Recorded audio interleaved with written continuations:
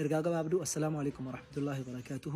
وبلوا مسلم هافس كان كريستيانس إرجع قبابدو دبر سوار بارو تقول تجرا إني سواي باستر سيساي جتشورا باستر سيساي كليسا هذن براتوريتي سالم أول ولين تاجر جتشورا سالم كيستي بالبلا كم سأقول تاجر نموني مالك سانج تاجر هند سايو بوكيتو جتشورا تكفان وانتين جلا إسابرات وانتين أرجع تكوجر jala muriyoon kennis lammata fudhatee fi achi keessa akka gaaffii garaa garaa qabu akka inni nutti himedha. Sanammoo waan inni waan baay'inaan jechaa oole immoo obboleettiin kiristaanaa tokko na bira jirti. Yeroo isa afaan wal argine galgala laayif irratti isiniif fidee dhufa hin dubbanna jechuudha. Haa ta'utii garuu warri har'a footoo isaa poostii gootanii paaster Sisaayin kunoo erga waliin turtii goone booddee deeffanneerra warri jettan dhuguma paaster Sisaayin isin macaafa qulqulluu itti lallabdanii dhugaa itti agarsiistanii yoo achi ka deebistan taatan mee dhugaa paaster Sisaayitti agarsiistan sana achas koottaati qaamaan wal arginee waliin mari'annee gaafa isin gooftummaa keessan dhugaa raggaasistan dhuguma isin paaster Sisaayin amansiistanii achi fudhattan jennee isiniif maal goona isiniif raggaasisna jechuudha. Kanaafuu warri feesbuukii keessanii fi peejii keessa irratti poostii gochaa jirtan namoonni kiristaanaa qaamaanis ta'ee miidiyaadhaanis inumaayyuu qaamaan dhuftanii waan nu dubbattan maaliif jennaan kaleessa wal agarreerra waan taaneef warri isa qaamaan argitanii wal naasutan qaamaan wal arginee mari'achuu dandeenya warri jettan qaamaan dhuftanii mari'achuu dandeessu jechuudha. Paaster Sisaayi kaleessa bilbilee waan baay'ee akka isaan jedhamaa ture dhageera.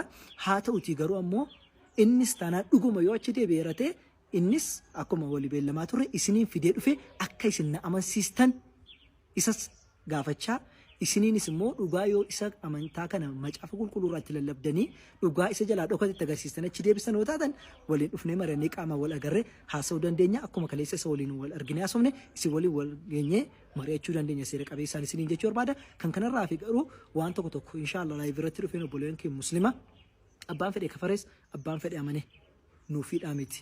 فمن شاء فليؤمن فمن شاء فليكفر أبان بربادي هامن أبان بربادي هاكفر نمني إسلام مدف وفي ساتف نمني ديسس متا ساتف ربنا وان الرسو فرحاني فوان دبلو سيف وان دبلو جتشور بك مجرتي وهم في الأجنان deebistanii lama faamu poostii gochuun keessanisin gaafa islaamaa dhufes poostii gochaa gaafa inni keessaabes poostii gochaa faayidaa isin argattan meetaati ilaalaa ittiin peejii komentii argachuu fi laayikii argachuu sun taane istiin maal tokko faayidaa qaba waan jedhu tokko ilaalaa isin jecha erga gaabdu kana isin dabarsa batarafa galgala laayif irratti rabbiin torki kiyyana sirreesse wal argina isin jira naaf galatooma. Har'a isaatiin yaadatte gurra jaraafattee cufaa ture. I think namoota manatti seege maaliif jennaan amboo irraa dhufanii manatti na jeeqaa jiranii Dirreedawaa irraa dhufaa jiranii paasteroota faarfattoota wajjin hojjetaa turan akka jarri mana dhufaa turan natti himaa ture kaleessa. Wanni inni fayyadamu immoo nyaannis dhugaatiinis mannis kan jaraatidha. Yannasuun hullum nagar kan jaraa fayyadamaa jira waan ta'eef bakka seenuu dhabee mucaan kun maal jedhe ana osoo danda'ameeti bakka itti taa'ee qofa barumsa baradhuun barbaada. Waggaa tokkoof miidiyaa irra ba'uun barbaadu eessa yuura qoon barbaadu barachuun barbaadaa naan jedhe. Tole sunis irraa barumsaaf ati barbaadnaa miidiyaa irra hin bahini. Kana dura iyyuu balleessite. Anaan wanta naan taasisee akkasuma godhee viidiyoo kiyyaan naqee dubbadhuu ciraniiti kan jarri gadhiisantu jaraaf na saaxile. Sila akkasumatti dhokadhee osoo hin baradhee waan jarri na gaafatanii fi deebii kenne bareedaa ture naan jedhe. Jennaan obboleessa kiyyee sirriidha. Barachuun immoo dirqama adaraa kee barumsa irratti jedhee haga dhumaatti ittiin dubbadhee yeroo waliin deemnu konkolaataa tokko hin deemne mana si geessaa baay'ee namoota baay'ee si beekaa siif gaarii miti osoo hin jedhuuni lakki kophaa kiyya deema malee jedhee bakka bu'uu qabutti na biraadhaa bu'e. Bakka isaa himuudhaan barbaadu jechuudha. Na biraa bu'ee jennaan toleeshi nagaan gali jedheeni ergasiitii innis naan bilbillee anis hin bilbillee fi garuu ammoo wanti gaaffii ijoollee kiristaanaa gaafachuu barbaadu warra isa ofitti deebisneerra jettanii gammadaa jirtan gaaffii shan isin gaafa dhiyoonaa deebiftan dhuguma isin dhugaadhaan ofitti deebistan jechuudha. Isa tokkoffaa paastarri kun gaafa inni Iyesuus Kiristoos waaqa miti Allahan tokkichi waaqa dhugaati gaafa jedhe ni maraati moo fayyaadha. Lakkii hin maraateetu yoo jettan isin paastarii maraataa hordofaa turtanii. Lammaffaa lakki dur hin beeku ture.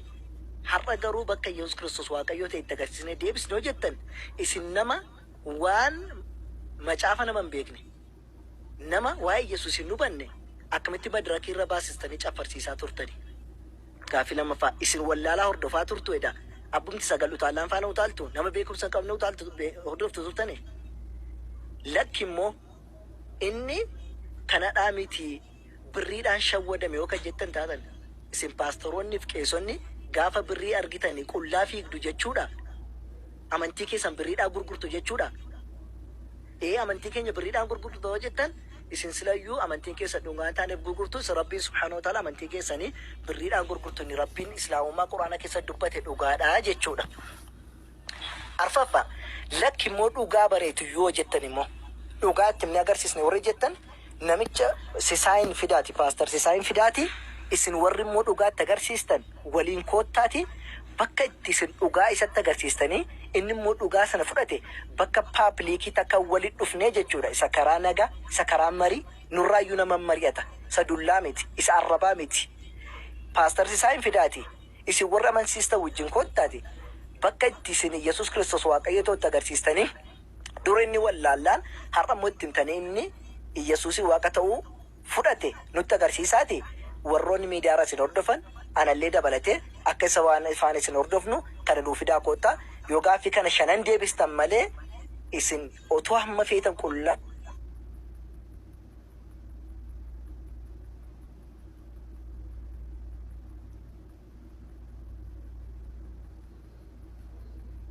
nan gabaabsa isinirraatti dhiifama naa godhaa isinitti dheeressa.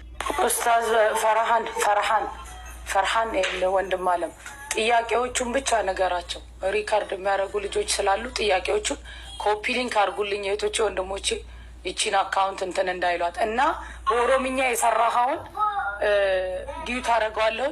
በአማርኛም አንድ ስራ እሺ፣ የተናገርካቸውን ነገሮች በአማርኛም ስራው ኡስታዝ ፈርሃን እሺ።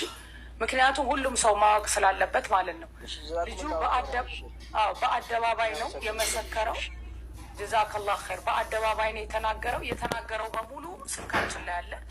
በጣም የሚገርመው ነገር አላህ ምስክሬ ነው። ሱብሃነል ኻሊቅ አሲያ ሶሻል ሚዲያ ላይ መምጣት አልፈልግም፣ ደርስ መማር ነው የምፈልገው፣ ቁርአን መቅራት ነው የምፈልገው ያለኝ ድምፁ አለ ስልኬ ላይ ማለት ነው።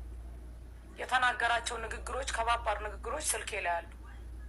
ስለ መጽሐፍ ቅዱስ ምን ያህል መምታታት ብሎ የተናገረው ማለት ነው። ስለዚህ ያለበትን ሐል አላህ ነው የሚያውቀው ሱብሃነሁ ወተዓላ። ግን ኡስታዝ መሐመድ እንዳሉት እጁን ለማውጣት ሳይሆን እዚች ጋር እንድትረዱ ነው። አሳናገረው እጁን ለማውጣት አይደለም። ሙስሊሞች እጭት እንይዛለን አበደን። ግን አልፋችሁ ተርፋችሁ ማሁን ኡስታዞች ላይና ሰው ላይ ትርፍ ንግግር ከተናገሩ ትርፍ ንግግር ከተናገሩ ኡስታዞችን በቁጭ ብሎ ተከራክሮ አናግሮ ኡስታዝ ፈርሃን አንተም ሄደህ አናግረኸዋል። ሰበካ ሁላ ጀምሯል ሲሳይ ማለት ነው፣ አላህ በሚያውቀው ማለት ነው። ይሄን ሁላ ድሮፕ ተደርጎ ግን አንድን ኡስታዝን አንድን ሰው አኪዩዝ እናደርጋለን ካሉ እኛ እስልምናችን አያዝም። እሱ የተናገራቸው ነገሮች በሙሉ አሉ። ዛሬ ላይ አብረውት ቁጭ ብለው ሐቢባችንን ሰለላሁ ተዓላ ዐለይሂ ወሰለም ሲሰድቡ የነበሩ ሰዎች እነሱን የተናገረውን እነሱም እሱን የተናገሩትን ሲጀመር እነሱ በአደባባይ እኮ ነው እሱ ፓስተር ነው እንዴ ሙስሊምን አምጥተው ብለውናል እኮ። ይሄ ሪካርዱላ አለ። ፓስተር አይደለም ሙስሊም ነው ብለው በቤታቸው የተናገሩት አለ በአፋቸው። ዛሬ ቁጭ ብለው እዛ የሚናገሩ ማለት ነው። ለዲናችን ደግሞ የሚከፈለውን ነገር እንከፍላለን። አሲያ አላህ በሚወድ አፉ በለኝና ኢንሻአላህ ኡስታዝ ቀመሬን አስገቢና እሱ ይናገርና በዚህ አጀንዳ ብናሳጥር ደስ ይለኛል። ይሄ አጀንዳ ማለት ያስፈልጋል። አንድ ፓስተር ጅሬኛ ነኝ የምለኝ በውስጥ እያናገረኝ ነው። አብዲም ብለው እዚህ ስር እየጻፈ ነው። ፓስተር ጅሬኛ አገር ውስጥ ከሆንክ ምንም ችግር የለውም፣ ከውስጥ መልስና ኡስታዝ ቀመር የለም እኮ ፈርሃን ወደ አንተ ስለመለስከኝ አመሰግናለሁ። ወይኔ አይዞሽ ሀገሬ። ይህ ዘፈን ግን በጣም ነው የተመቸኝ። የእውነት የሀገራችን ጉዳይ በጣም አይዞሽ የሚያስብል ነገር ነው። ኤኝ ጉርባኒ የሰው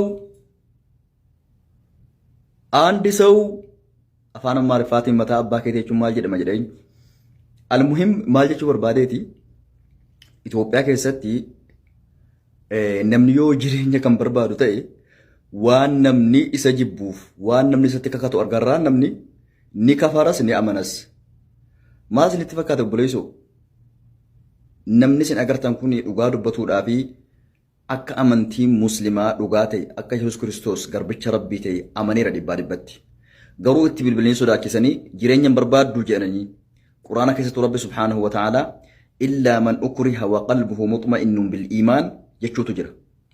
Namni tokko gartee fakkeenyaaf iimaanii keessa isaatti qabatee yoo gubbaadhaan kafare jedhee rakkoon hin jiru jedha.